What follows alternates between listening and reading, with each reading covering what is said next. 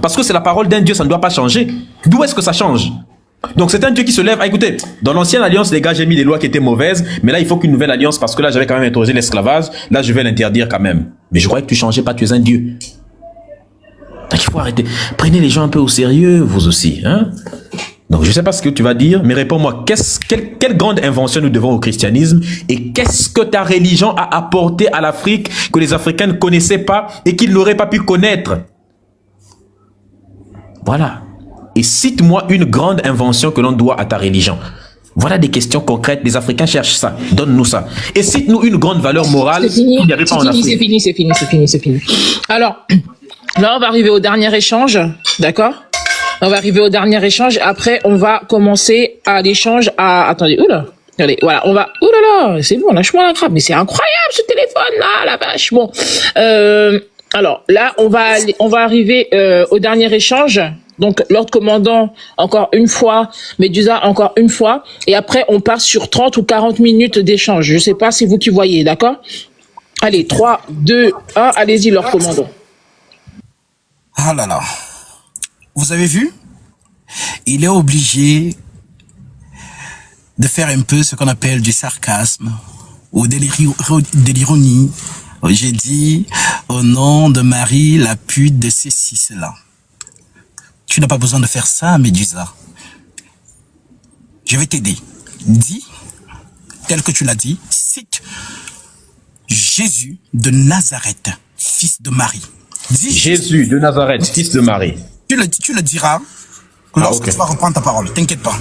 Voilà. Et c'est là que je vais sceller tes paroles. Ne fais pas l'ironie. Sois sérieux. Parce que on appelle ça un serment. Parce que tu es Dieu. Et donc, comme les dieux qui ont défié le Dieu d'Israël dans la Bible, tu les connais. Et tu sais ce qui s'est passé avec ces dieux-là.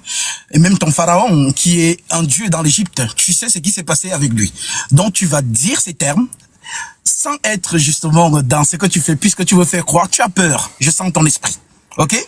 Maintenant, il nous dit que, les mêmes chrétiens, regardez, dans votre parole, il est dit, vous ne maudirez pas, ainsi de suite. Alors, je vais te lire 1 Corinthiens chapitre 16, verset 22. Si quelqu'un n'aime pas le Seigneur, qu'il soit anathème. Tu sais ce que ça veut dire? Maudit. Alors, si tu n'aimes pas dans le Seigneur dont tu dis, tu diras exactement ce que je te dis sans faire déjà les pirouettes. Voilà. Tu dis ce que tu dis et tu dis Jésus-Christ de Nazareth, fils de Marie. Puisque tu veux mettre Marie là-dedans. Je n'étais pas obligé de dire Marie, mais tu peux aussi dire juste Jésus-Christ de Nazareth. Maintenant, comme tu veux mettre Marie pour faire rire les gens quand tu vas dire la pute, en fait, tu ne fais que rire ceux qui te suivent. Donc, je t'ai donné une écriture, épître aux Corinthiens, chapitre 16, verset 22. Si quelqu'un n'aime pas le Seigneur, qu'il soit anathème. Anathème veut dire maudit. Et comme tu n'aimes pas le Seigneur, tu vas le dire donc, tu vas donc dire cette phrase. Et à ce moment-là, lorsque je vais reprendre la parole, je vais justement sceller tes paroles. Maintenant, vous voyez qu'il n'a rien à dire. Monsieur Médusa, tu vois les fleurs, les roses qu'on t'envoie là? Est-ce que tu as dit à ces personnes de te faire des roses? Non, c'est parce que ils aiment, ils sont dans le même état d'esprit que toi, alors ils t'envoient des roses. Maintenant, ces roses-là peuvent se convertir en monnaie sur TikTok que tu peux retirer. Donc, les gens aiment ce que tu fais, alors ils te donnent des roses. Ok? Donc, cela ne veut pas dire que quand tu cites Galates chapitre 6, c'est incroyable. Voilà, donc quand tu ne connais pas, pose-moi les questions, je vais t'y répondre. Ok? Maintenant, en ce qui concerne notre Seigneur Jésus-Christ, vous voyez que nous ne sommes pas entrés dans la matière, mais j'attends sur les 30 minutes, puisqu'on aura un échange direct. Et c'est là, justement, que je vais te donner des chapitres que tu vas lire. Tu nous dis où Jésus me dit à moi, Gasby, d'avoir des esclaves. Et la question que je te pose, note-la très bien. Réponds-nous, est-ce que l'Égypte antique avait une armée? Réponds. Voilà. Parce que tout peuple sur terre a toujours eu ce qu'on appelait une armée pour se défendre en cas d'attaque. Ok? Donc, nous, les chrétiens, le Seigneur, tu dois nous montrer à nous, voici ce que Jésus dit de vous. Allez prendre les esclaves, fouettez-les, faites ceci, faites cela. Donne-nous ce discours de Jésus-Christ. Puisque tu ne comprends pas la loi. tu ne comprends pas la loi. Et comme tu ne comprends pas la loi, ce n'est pas l'évangile que tu vas comprendre. Puisque la loi n'est pas l'exacte représentation des choses, mais une ombre des choses à venir. Le corps est en Christ, Colossiens chapitre 2. Ok? Donc quand tu ne maîtrises pas ces choses, à ce moment, on pose des questions, on va t'enseigner, on va t'instruire. Donc, Médusa, depuis qu'il a pris la parole, ne nous a pas montré un texte où Jésus nous recommande de prendre des esclaves. Moi, je suis Gatsby. Voilà. Peut-être tu veux savoir si j'ai des majordomes chez moi à qui je donne un salaire. Si tu me poses la question, je te répondrai. Ok? Et je pense que dans ton, si c'est que tu es médecin et que tu as une clinique, je pense que tu as des employés que tu rémunères contre un travail. Ok? Ça ne s'appelle pas de l'esclavage. Si on doit raisonner ici, alors nous sommes tous ceux qui justement sont des patrons ou tous ceux qui sont des salariés, bah, sont quand même au service de quelqu'un contre un salaire. Tout simplement. Donc, donne-nous dans le discours de Jésus, c'est le thème du débat. Donne-nous dans le discours de Jésus, prends n'importe quelle phrase dans un chapitre, ou donne-nous un chapitre où tu nous dis, où Jésus dit à ses disciples qui le suivent, allez, prenez des esclaves, faites ceci, faites la guerre. C'est fini. Merci beaucoup. Médusa, on va partir sur tes 5 dernières minutes. Allez, c'est parti. 3, 2, 1. Bon, moi je comprends plus. Pourquoi tu scelles les paroles là? Bon, répète-moi ce que je dois dire, s'il te plaît, parce que là ça devient. Désolé pour les chrétiens et les autres qui écoutent pour les ridicules de la chose, mais bon, avec je sais pousser les ridicules. Tu es seul. Qu'est-ce que je dois répéter? Tu dois répéter ceci. Comme tu l'as dit, comme tu as dit ton insulte, et après tu dis Jésus-Christ de Nazareth, tout simplement. Je commence par Jésus-Christ ou bien à la fin? Comme tu veux, mais dis juste cela, Jésus-Christ de Nazareth, comme ça on sait que c'est de lui que tu parles, directement, sans mettre des petits trucs comme tu fais. Vas-y. Jésus-Christ de Nazareth, je te pisse à l'arrêt, et si tu es fort, viens me trouver actuellement, et tue-moi ou fais ce que tu veux avant la fin de ce live. Fais un miracle avant la fin de ce live, que je meure actuellement. Mais en passant, évidemment, je pisse sur ta calvitie qui ressemble à la langue de Mia Khalifa. À ton visage qui ressemble à tout de... Bref, bon, tu as compris. Maintenant, tu peux sceller les paroles. Après, si tu me demandes de faire autre chose, je sais plus, hein. Et autres. Je te manque de respect 1 milliard de fois. Jésus-Christ de Nazareth. Voilà. C'est bon? Tu peux sceller. Dis comme ça, après je vais continuer. Confirme, comme ça je vais continuer. C'est bon. Ok. Bon, ceci étant fait, maintenant... c'est pour vous dire, les gens qui écoutent, n'ayez jamais peur des superstitions ou de ce genre de choses. C'est des choses qui n'existent pas. Maintenant, tout à l'heure, là, j'étais en train de vous expliquer, il n'a pas répondu. Donc, moi, j'ai juste une question à te poser. J'ai même envie de m'arrêter par là parce que il faut te donner le temps de répondre. Ma question, comme nous sommes... Je vais laisser toutes les questions que je t'ai posées tout à l'heure, là. Je vais t'en poser une seulement. Donne-moi une valeur morale que le christianisme nous a apportée qu'on ne connaissait pas avant. Puisque le débat est sur les valeurs morales. Donne-nous une valeur morale que les chrétiens, que les noirs ne connaissaient pas et que les chrétiens nous ont apporté eux et qu'ils ne connaissaient pas. Moi, je dis que ça n'existe pas. Maintenant, démontre aux 191 personnes, aux 700 ou près de 800 personnes qu'il existe une seule valeur morale que nous n'avions pas avant leur arrivée, avant l'arrivée du christianisme. C'est aussi simple. Parce que moi, je t'ai cité toutes les mauvaises choses qui sont dues à ta religion.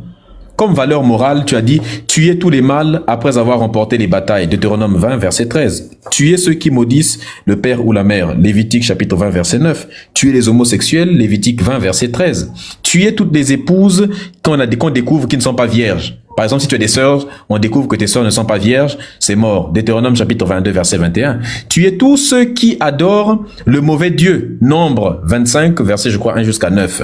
Tuez toutes les personnes qui n'observent pas le sabbat, le jour du Seigneur. C'est Exode chapitre 31, verset 14. Tuez toutes les personnes qui ne sont pas des Hébreux. Deutéronome chapitre 10, verset 16. Tuez tous les non-croyants, tous ceux qui ne suivent pas le Dieu d'Israël. 2 Chroniques chapitre 15, verset 12 à 13. Tu es quiconque maudit l'Éternel. Par exemple, moi, je viens de maudire ton Dieu tout à l'heure. En principe, je mérite la mort. Ton Dieu, ton Jésus, il a dit, il n'est pas venu pour abolir, il est venu pour accomplir. Et tant que le ciel et la terre, dans Luc et dans, je crois, Matthieu, tant que le ciel et la terre ne passeront pas, il ne passera aucun iota ni aucune lettre de la loi. avant que tout ne soit accompli. Rien du tout. Donc ça veut dire que toutes ces lois que je suis en train de te lire, ça existe toujours et ça n'a jamais, c'est jamais passé. Puisque je suis un apostat, eh bien l'apostasie est condamnée dans le christianisme. Deutéronome chapitre 13, le verset 1 jusqu'à 15. Les sorciers, ce que vous appelez sorcellerie, c'est condamné. Exode chapitre 22, verset 18. Par contre, tu manges, tu bois tous les jours le sang du Christ, tu manges la chair du Christ, c'est vous les plus gros sorciers. Une minute. Comment tu peux boire le sang de Jésus et manger le sang de Jésus? Vous êtes des cannibales, c'est du cannibalisme. C'est du vampirisme de boire le sang. Donc normalement, c'est vous qu'on devait cramer. Tous les faux prophètes comme toi et Makoso et tous les autres, normalement, on devrait tous vous cramer. Zacharie, ça c'est vraiment un bon verset dans la Bible. Zacharie chapitre 13, verset 37, on dit tous les faux prophètes là, il faut les cramer. Vous savez au fond de vous que vous êtes tous faux, vous êtes des voleurs, des marmailleurs, des menteurs. On devrait tous vous cramer. D'ailleurs, c'est écrit là, parce qu'ils savaient que vous existez. Alors, les gens comme nous qui sommes curieux, on dit toutes les personnes qui sont curieuses. 1 Samuel 6, verset 19 à 20, il faut tous les tuer. C'est la sanctification de l'idiotie. Donc, voilà les valeurs morales que vous nous avez apportées. Cite-moi une valeur morale que vous nous aviez apportée et qu'on ne connaissait pas avant. Qu'est-ce que l'Afrique ne savait pas en tant que valeur morale? Quel bien? Voilà ce que les gens attendent. Très bien, merci beaucoup, Médusa. Alors, très bien. Alors, là maintenant, moi j'ai envie de vous donner 40 minutes d'échange au lieu de 30 minutes. Je sais pas ce que vous en pensez, messieurs. Moi j'aimerais bien vous donner 40 minutes d'échange. D'accord. 30 ou 40 minutes. Dites-moi. Moi, même si on va sur 50, je suis là aujourd'hui, ce soir. Ok, d'accord, très bien. Alors, messieurs, dames, vous allez tapoter le live encore. On tapote, on est 800 personnes, donc on tapote le live vraiment et on essaie vraiment d'arriver à 400K de tapotage. 40 minutes, c'est parti. D'accord. Alors, je pense que vous avez enregistré. Juste avant, si tu permets, peut-être qu'on rende grâce à l'huile sainte, donc à l'Éternel. Non, n'est-ce pas? S'il te plaît, laisse-moi. On va rendre grâce à l'Éternel. On le prend feras. l'huile de l'onction divine pour mettre autour de la partie par laquelle je vais faire rentrer les versets bibliques. Ne t'inquiète pas, garde ça pour toi. Maintenant, écoutez, vous êtes 817 personnes. Vous avez suivi ce qu'il a dit. Alors moi, au nom de Jésus-Christ de Nazareth, que la mort soit manifeste en lui. Si vous entendez... Dites Amen dans les commentaires. Calme-toi, c'est pas le jeu. Tu peux prendre ça pour un jeu, mais c'est quand ils vont entendre. Si on ne t'entend plus ou quoi que ce soit, c'est quand ils vont entendre qu'ils sauront que, mais attends, il avait dit dans le live de tel, chez Roro, ainsi de suite. Peut-être à ce moment-là, tu auras aidé que ceux qui te suivaient comme des moutons vont peut-être se convertir que par toi. Et tu apprendras qu'on ne blasphème pas le nom du Seigneur. Maintenant, comme tu es courageux, tu l'as fait, alors, vous allez juste entendre. Maintenant, il a dit des choses. Écoutez bien ce qu'il a dit. Ce monsieur, franchement, je me fais de la peine. Lorsque tu apprends lorsque tu entres dans la Torah, Dieu s'adresse à un peuple dans la Torah. Exode chapitre 19. Tu n'es pas israélite. Alors, la loi de Dieu, c'est à son peuple. Les écrits de Lévitique, c'est la société israélienne. Ok? Donc, ce n'est pas aux Égyptiens qu'on parle. Monsieur, tu apprendras ça. Peut-être tu as pris les versets en courant, mais ici on parle d'Israël. Ça veut dire qu'en Israël, lorsqu'un Israélite blasphémait le nom de son Dieu, c'était donné justement, je te prends un exemple pour ne pas trop parler, puisque nous sommes dans l'échange. Lévitique chapitre 20, verset 10. Quand je vais corréler à Jean 8, il est écrit dans le Lévitique chapitre 20, verset 10 concernant l'assemblée d'Israël. Je cite. Si un homme commet un adultère avec une femme mariée, s'il commet un adultère avec la femme de son prochain, l'homme et la femme adultère seront punis de mort. Écoutez bien, c'est la Torah. Lévitique chapitre 20, verset 10. Je répète, si un homme commet un adultère avec une femme mariée, s'il commet un adultère avec la femme de son prochain, le prochain ici c'est qui? C'est entre eux les Israélites. Et la femme adultère, l'homme et la femme adultère seront punis de mort. Maintenant, je prends Jean chapitre 8. Jean chapitre 8, maintenant nous sommes ici dans le discours de Jésus-Christ, Yahushua. Écoutez ce qu'il dit. Jésus se rendit à la montagne des Oliviers. Mais Dès le matin, il alla de nouveau dans le temple.